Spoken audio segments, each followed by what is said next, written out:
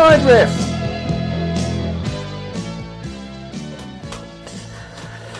So what are we going to talk about, bro? I don't know. What do you... Did you watch this weekend's rugby? I didn't. One of the things that Timmy, one of our friends, mentioned. Shout out to Tim. I think he's been... Timbo Slice. He's been... He's one of our 15. It's up to 50 now. Loyal subscribers. Well, Timmy, we're talking about how we'd made a prediction that the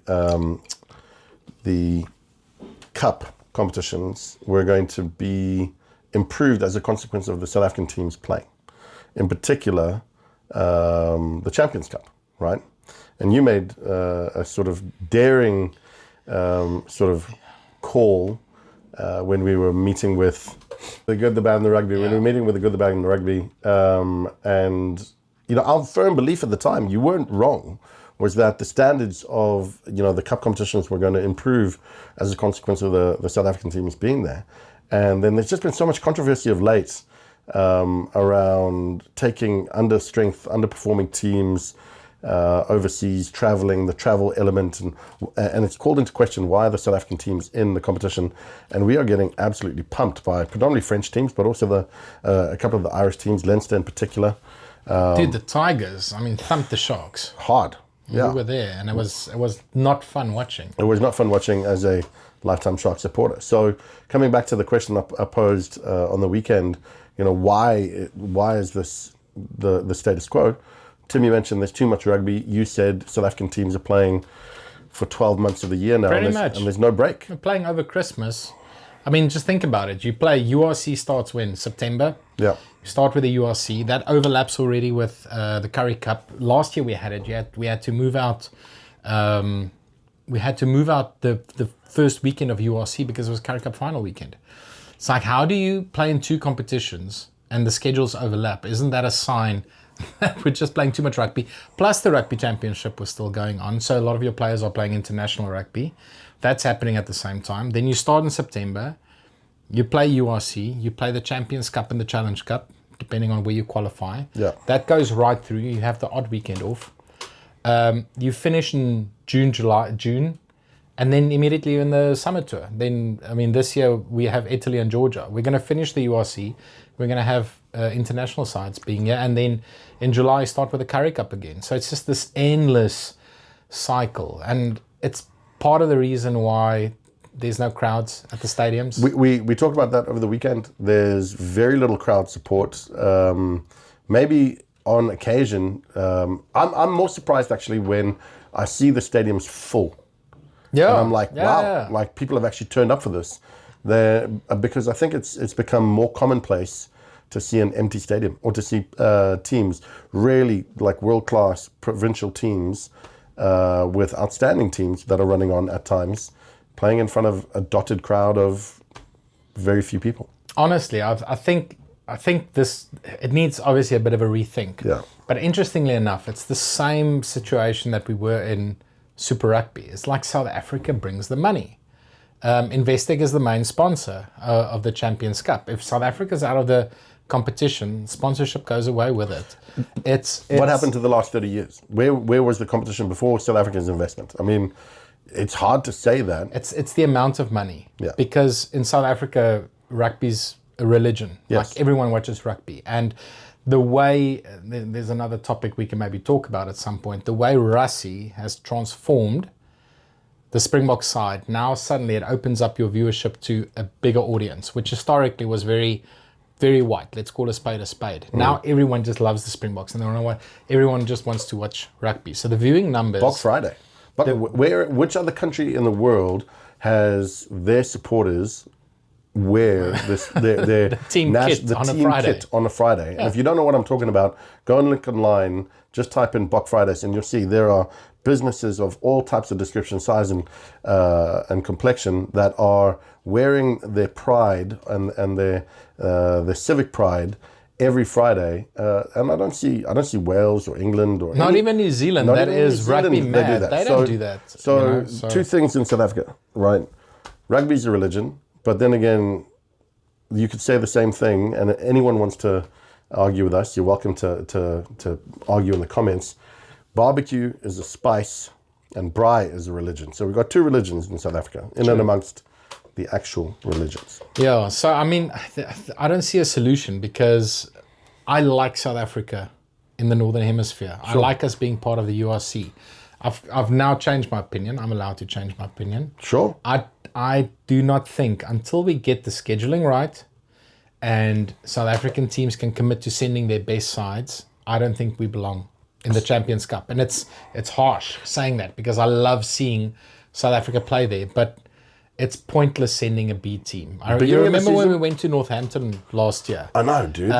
They got absolutely trounced. But the Bulls did so well. We got to the playoffs. We were in with a shout. Okay, Northampton were the English champs, so we probably wouldn't have won that game. But we could have been so much more competitive. And we sent like a C team and we lost by 50 points. So it's just so the disheartening feeling that you, again, deflating. The disheartening feeling that you felt at that game in Northampton was the same replication of the feeling that I felt when we went to go and watch the Sharks. At Leicester. And what it does is, especially for us diehards, is when our teams come over to the UK, and I'm sure the South African teams want their international fan base to travel and to come and watch them and support them, because no one likes being in a completely one-sided stand.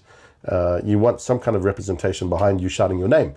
But if this is the kind of showing that we're going to see whenever one of our teams comes over, you send a B team or an understrength team, and we're just going to come and see our teams getting clubbed like seals, like baby seals, then what's the point? We'll just sit at home, have a couple of dopes and talk cuck and watch the rugby on TV. And if our team's 30-0 down with X amount of time on the board, we can just turn off and enjoy the rest of the day. Yeah, have a brandy and go and put the fire on. Have plenty of brandewyn and put on the fire. So I don't know. It's me 4, it's 5. Absolutely. That is my Afrikaans commitment. It's learning Afrikaans this year. I am turning Matt into a Dutchman, one sip of brandy at a time. One sip of brandewyn at a time.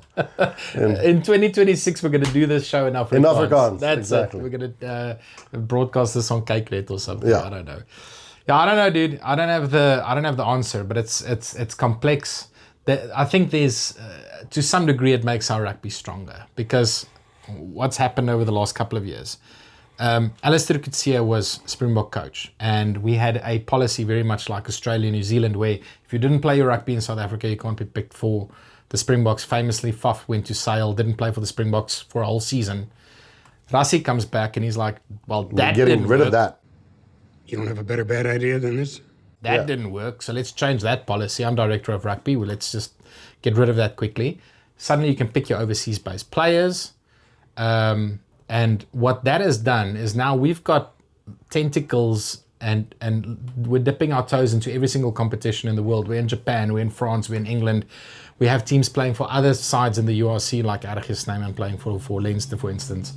I think He's playing well, by the way. That just makes our rugby so much stronger because what's happening now is you're giving that player that would have never got an opportunity at domestic level for the Bulls or the Lions or the Sharks. Now suddenly an Ethan Hooker or a David Krill or somebody comes through that we would have never seen because players don't, they're not held over a barrel to play for a province in South Africa in order to qualify for the Springboks. Yeah, but because players go overseas, now suddenly there's the next generation. So we've got more players playing top-level international rugby, I think, than any other country in the world. The argument from a Kiwi perspective on the same international policy, because if Kiwi players go to play overseas, they can't get picked for... No, they can't. They can't get picked for the All Blacks. And I think Razor has seen what... the joys that Rassie has to be able to pick whoever is, in his opinion, the most outstanding in any particular position, no matter where they play, and to pick them for the national team. And the success of the Springboks over the last couple of years is evident. Yeah. And Razor is a man with maybe a bit of a squeaky bum because he hasn't had the greatest start to his coaching, at the All Blacks. And so he's trying to get the All Black administration to change so that he can pick overseas players. And I've seen a few reports of ex-All Blacks going, well, they won't have the heart for the All Black. Yeah, Aaron Cruden famously said that in the last couple of weeks. They won't have the love and the desire. And I saw a podcast with Stephen Donald saying the same thing. He was quite vehement against this idea. He got really, really animated about it, saying, anyone who kind of does that, goes overseas, won't have the passion for the shirt, because anyone who does have the passion for the shirt has stayed in New Zealand and made a commitment because they want to qualify for that shirt. I get it. I get it. Like, it's all about the pride in the jersey, and it's a very traditional way of looking at it. But I think it's a little bit short-sighted. Yeah. I think you can have both. Like, that's the one thing that rugby has that I don't see in football. I don't really see it in cricket. Like, if you look at cricket in the IPL, they've got new teams every year. I don't even know who's who anymore. But like, rugby is very, we hold on to our traditions, which I like. But the reality is, it's not an amateur game anymore. You can't just play for the love of the jersey. That's not what motivates you. You've got a very short shelf life as a professional rugby player. You've got 10, maybe 15 years at most if you're really at the top level and you played really well, to make as much money as you can to provide for your family, right? And now you're asking a player, you've got to give up your future for the next 40 years for 5 years in an All Black jersey. I don't think that's fair. I think you can have both. And I think if you speak to any South African, you tell me if a Andre Pollard or a Sia when he played at Racing, or a Faf who plays in Japan, or a Jesse Had any less or a heart. Peter Steff. Yeah. Are you telling me Peter Steff has any less heart for the Springbok jersey while he's playing in Japan? No. I mean, that, and we shouldn't compare South Africans to New Zealanders, but I don't think that argument holds water. And I just want to correct you on the football side, because on the football side, in soccer, you've got every team in the Premier League or in the Champions League, they are littered with internationals primarily. Yeah. But when it comes to the international tournaments, the World Cup and the like, you go and speak to Messi, who plays for Argentina, and ask him if he, has any less heart playing for Argentina. Okay, he's retired now, but in the last World Cup, if he had any less heart playing for Argentina because of the fact that he played for Barcelona or for, I think he was in New York at the time, or whatever. He's at PSG now, isn't he? No, he's I think he's overseas. He was in New York. But anyway, nonetheless, he wanted to win the World Cup for Argentina. And so his love for his, and pride for his country was not in any way, shape or form impacted negatively by the fact that he played in these other sort of club competitions. And he was at Barcelona since, a young age. Yeah. So I don't think it holds weight to say that just because you're plying your trade in another country or in another team away from your home nation, you have any less love, passion, or desire to play for your home team. I totally agree. And on the point where I do agree with you is, I think it's unfair in today's sporting world where, these are professionals. This is how they earn their money. This is how they put their kids through school. And this is also their future. And these guys are running through brick walls, as you say, for an entire year now, as opposed to just a season of rugby. And so you're asking them for a lot of commitment. And they need to position the funding that they can get now in a very short period of time to last them the rest of their life. Yeah. And so why would you limit their ability on what they can earn simply by going, well, if you leave, you can't play for the national team? I think it's bollocks. No, absolutely. I think it's unfair. And if you think, they tried to get Richie Mo'unga back into New Zealand, and I see he said no. He said no, he's going to honour his contract in Japan, so we're not going to see him in the All Black jersey in 2025. But the Rugby Championship doesn't overlap with the Japan League One. So what's he going to do? He's going to sit at home, not play any rugby. Okay, maybe he's getting a good rest in, but they would have loved to have him in the All Black side. Like, fly off is the one position where they haven't got a standout, or well, they got DMAC and they've got Bowden. Whether it's Bowden Barrett or DMAC, it's like. But if Mo'unga's there, then suddenly it's like, okay, well, we're picking Richie. He's the obvious choice. It feels a little aspres, and for those who don't know what that means, it's one of my favorite Afrikaans words. It's almost cutting off your nose to spite your face. Yeah. So there are these old embedded historical traditions that form the basis of many of the other people that have come before you and why they played for the national team. But it is a different game today than it was 20 years ago. Yeah. The reasons why the current players are playing differ significantly to the reasons why maybe a Sean Fitzpatrick was playing. So I think that part of the game needs to be reviewed. But look, coming back to our point on the club rugby, I just want to see better players in our teams playing week in and week out. And so from a scheduling perspective, something needs to happen. No, it needs to happen. But then also, if South Africa is the group of teams that brings all the revenue to all these competitions. When you see it in the URC, we look at the organizers of the URC and the Champions Cup, they're all like, we need South Africa because they're bringing the money. Why aren't we feeling the effect of the money? It's like, why can't we keep... Okay, there's a couple of players that have come back, like Sia's come back, but I think that's more for personal reasons as opposed to monetary reasons. Why can't we keep a Peter Steph Toy or a JC Kriel or Andre Pollard, which is, probably the most paid, the best paid player on the planet currently? Why can't we keep them in South Africa? What needs to change? What sort of investment or private equity do we need to bring into the game? And how do we structure our unions to keep that player base in South Africa? Because that's what we need, really. We want players to play 10 years at a union, like back in the day. In the amateur days, like Joost van der Westhuizen would have never played for another team. Apart from the Bulls, he was like, his blood was blue. You don't see that anymore. Like, players just jump between sides, but you need that equity to keep a player at a union.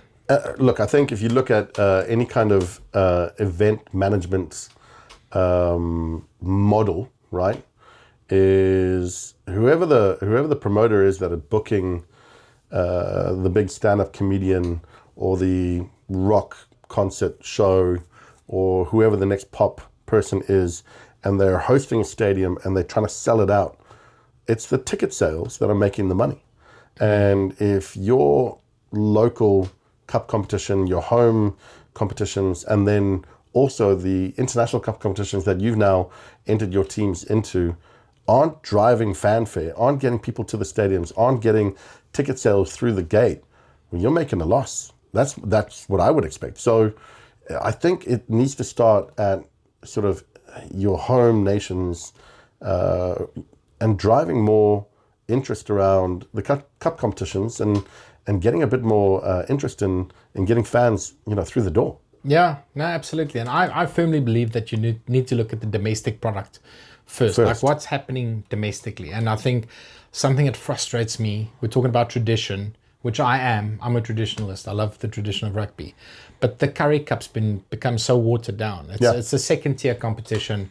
It doesn't hold the prestige that it once did. And that's sad. Like, that is the oldest rugby competition in the world that's still being played today. It's the same cup that they still play for today. And I never want to see that go away. Your comment, Francois Pienaar said in the first Super 8, Super 9. I think it was either 93 or 94, where or maybe even 95, because Transvaal also made that final.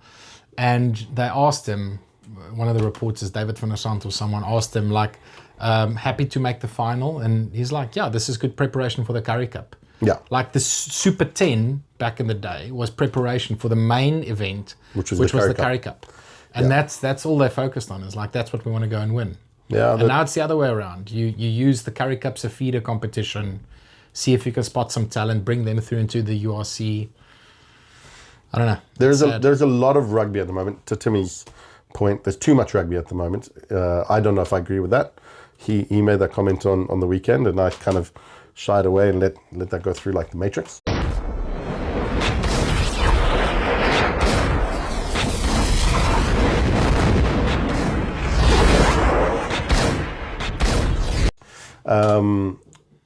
I think you just have to position it and frame it so that you're attracting as much audience as you possibly can.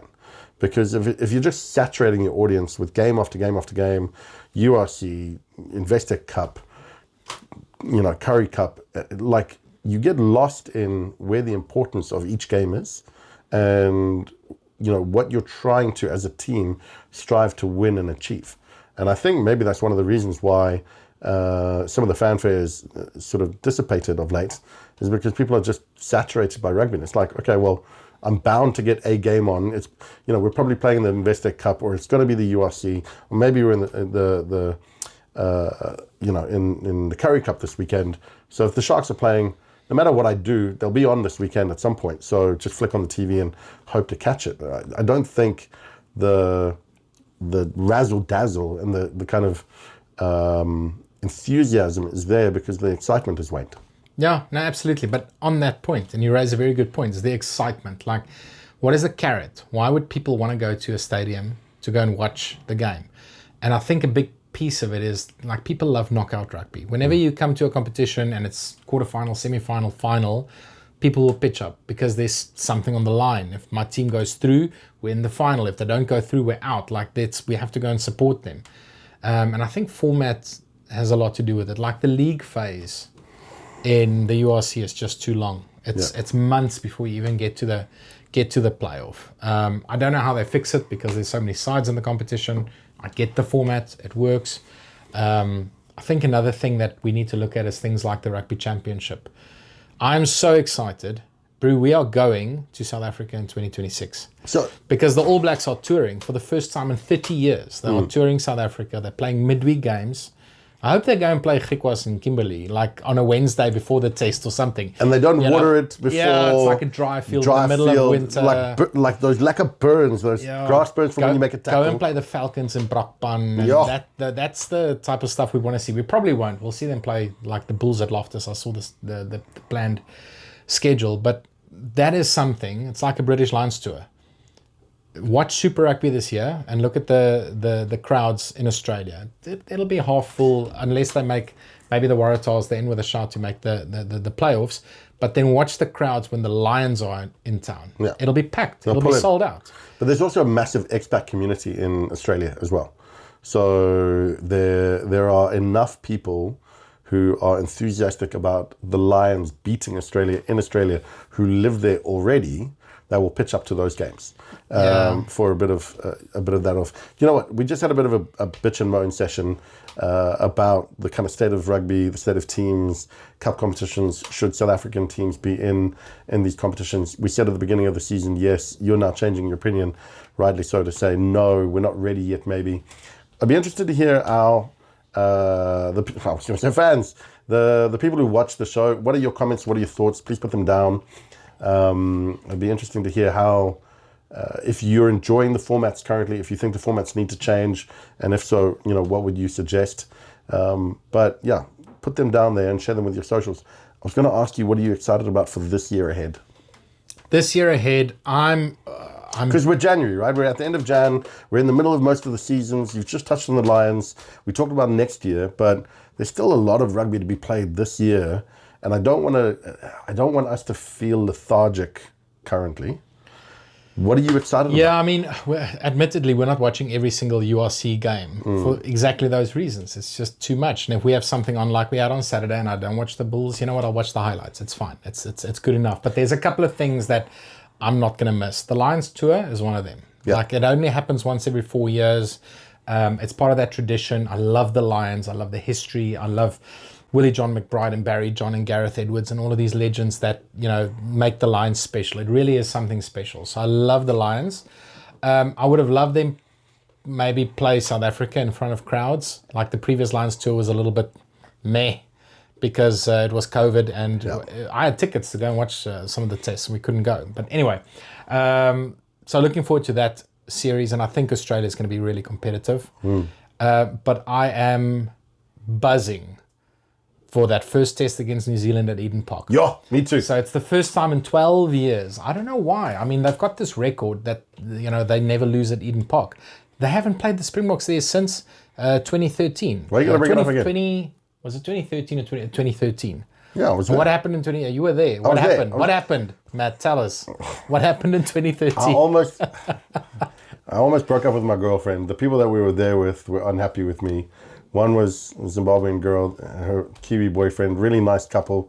But I almost got into punch-ups with about 12 people around me because, again, it was not a red card. It wasn't a red card. Speak to any Kiwi after the fact, they'll tell you there wasn't a red card.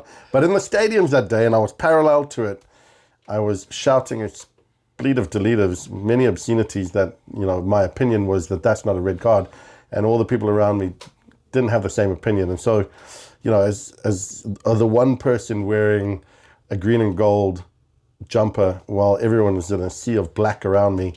I was surrounded. I felt like it was Custer's last stand, but I was willing to make my stand. Yeah, dude. I don't know. There's two things that all South Africans will bitch and moan about when it comes to rugby. Number one is Bismarck's. Well, it was a yellow at the time, but he got a second yellow, and it turned into a red card, right? But it wasn't a yellow card; it was a fair tackle. That was the one that we will always moan about. And the other one is Bryce Lawrence's performance in the quarterfinal of the 2011 World Cup, 100%. which is just a shambles. But, And I was in New Zealand for that too. yeah, okay. Sorry, I'm stirring it up. But like those are the two things that we always complain about. But I think this is the best shot we've ever had at ending that streak. The streak goes back 31 years to 1994. The last team to beat New Zealand at Eden Park was France. And they did it with a magnificent try. I'm going to show this. They call it the try from the ends of the earth. Jean-Luc Sardini scoring, and then they beat the All Blacks. So I think the Boks can do it. I hope they do. The rest of the test is going to be interesting. I'd love to see which talent Rassie brings into the squad. There's some good players which we've always been talking about in punting. I like the boogeyman, Lorenzo Julius. I love him at centre. I think he's a future Springbok. Hopefully he gets a shot against Italy or Georgia.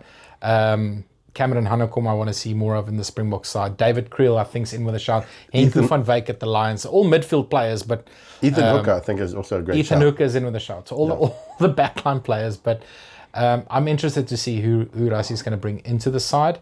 And then another big one for me, end of the year in Dublin, Springboks versus Ireland.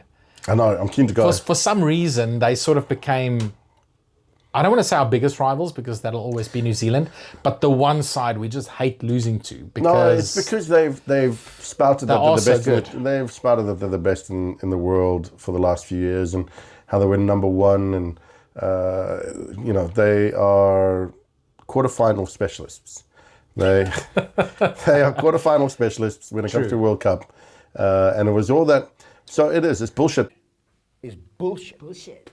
Bullshit. Bullshit. That they say that they are better, and like. So here's an interesting topic for us to discuss, Matt. I'd like to get your opinion on this. Because South Africans measure our success as a team on how many World Cups we win. Yeah. Right? I think that's fair. And that's why we're the best team in the world. We've won 4. But what happens in those 3 years in between World Cups? Because the argument is, well, you only had like 67% win rate between World Cups, and then you peak at the World Cup, you win the World Cup, and then you go back to only winning 2 out of 3 games, which I think is a valid argument. And there was a question posed end of last year after our great season, where it was asked, do you think the Springbok side is the greatest team of all time? And as good as they are, this is controversial, I'm going to get shit for this, I don't think they're the best side ever.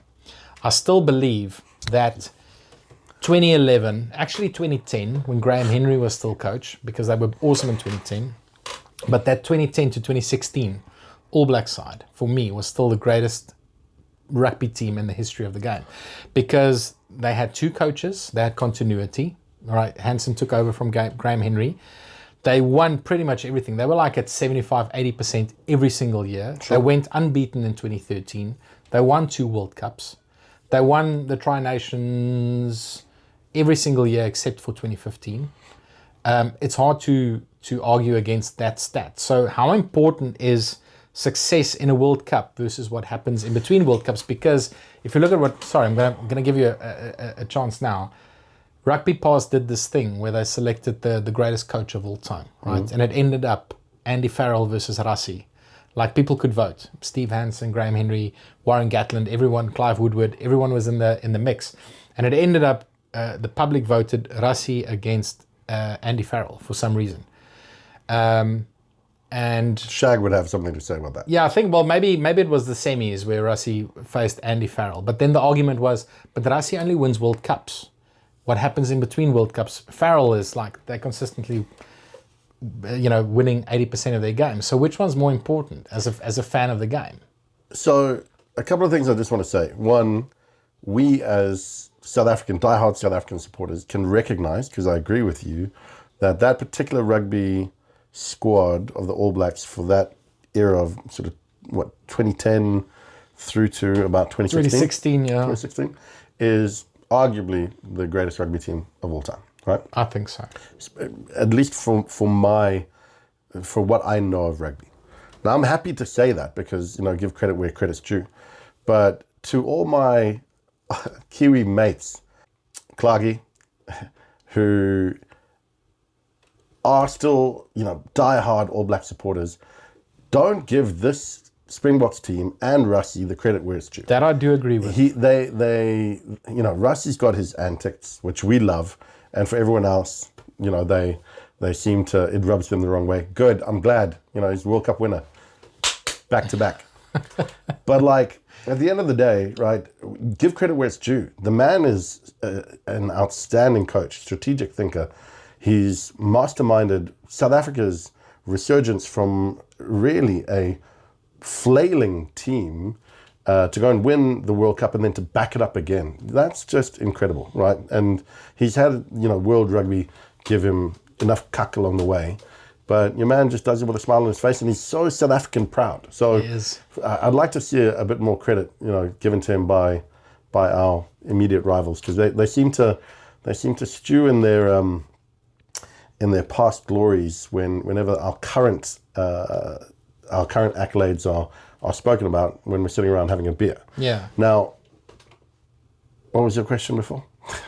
I can't remember, but I'm loving this. The question can cut this what's more important, like winning a World Cup every 4 years, or that consistency in between World Cups? So my opinion on winning the World Cups versus consistency, I think you're measured by what you achieve, and the highest level of achievement in rugby is to win the World Cup. That is a great way of looking at it. Yeah, That's a great way. If you look at, Tottenham Football Club is a great example in a sporting context. They are a good team. They have had some outstanding players, but they've won nothing. They've never won the Premiership. But they've won nothing for so long. And so you can spout all this, but until you're winning trophies, and yes, you might say, oh, well, what about, again, the 3 years in between? Personally, as a fan, I don't care if we won nothing in between. If we won World Cup after World Cup after World Cup, we are the greatest team by that standard. No, and also, but doesn't it also show you sort of the growth of the team? Because if you can take those losses in between World Cups and learn from it and say, okay, well, we lost against Ireland here, we lost against the All Blacks here, we lost at home to Ireland. Let's use that and let's use it as fuel to go and win the World Cup. I think that's part of what makes you a great team. And I think to Rassie's credit, we spoke about players playing internationally, playing in Japan, France, England, wherever. The logistics around that, the fact that he and his team can get those players from all around the world. We can't just have, think of New Zealand. They only pick players playing in New Zealand. Getting a camp together is easy. It's a relatively small country, 2 islands. To jump on a plane, it's an hour or two. 4 million people. To get people together in Auckland for a training camp, it's easy. That's half a day's trip. For Rassie to do it, you've got to coordinate people from all around the world, different time zones, organize with clubs. Can I get my player? Who's available here?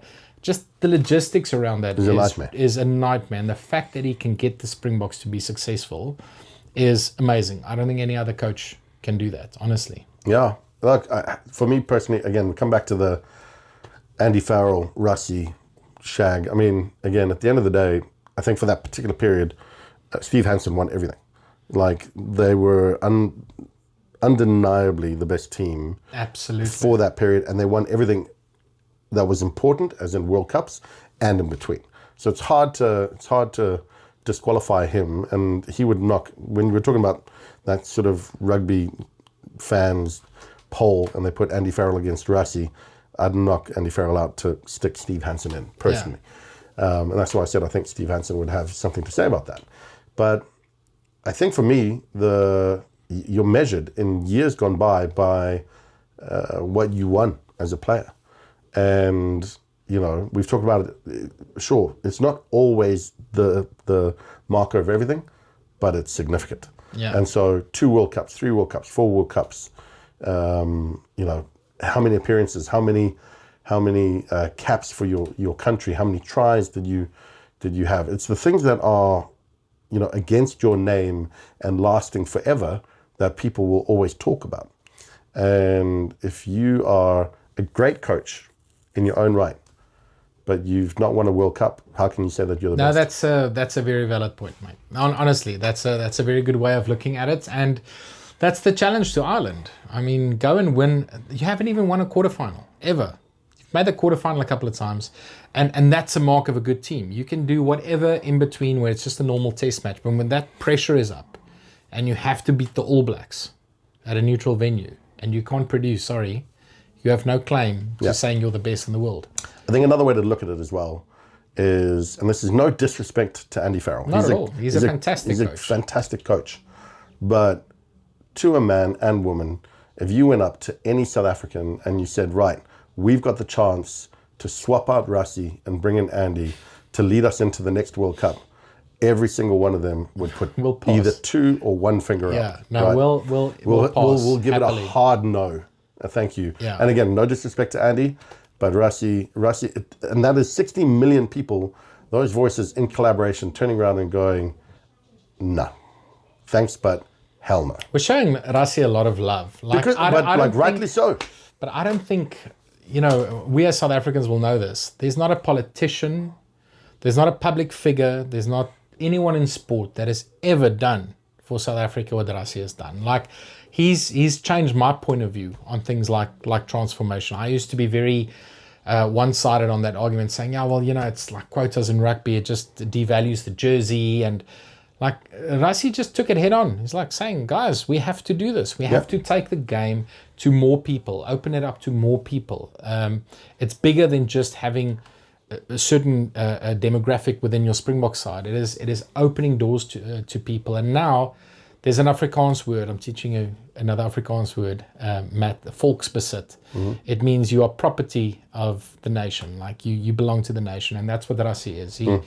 He's everyone just loves him. Rassie for president. Yeah, so again, fair play. But, we want Rassie to be our coach for the next World Cup and for the next 10 World Cups ongoing. So, long may his health and interest last. I don't think there's any lack of desire on his part. But you can, in any job, you can only do a job for a certain amount of time. And our supporters want that time to be forever. In Rassie, we trust. In Rassie, we trust. And at that note, we're going to end it. Matt, that's been fun. Unscripted and off the cuff. But that's what we think about the state of South African rugby and Springbok rugby. But again, we're in a good position.